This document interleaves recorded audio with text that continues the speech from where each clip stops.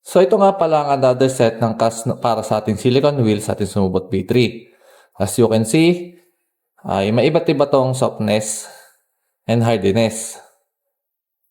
At ito yung pinamatigas. Iba't iba kasi ang ratio na ginawa ko para sa mixture ng silicone rubber at silicone hardener. Kaya makikita nyo, iba't iba yung kanyang softness at hardiness. Itong pinakalas na to, ito medyo identical sa nabili namin na outside na silicone wheels. Ayan, as you can see, ganito siya kalambot.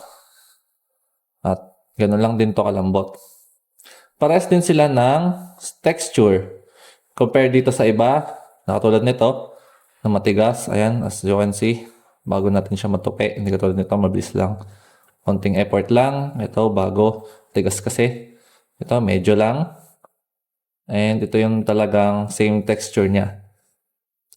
So, baka ito na yung sundin kong ratio para sa silicone wheels casting.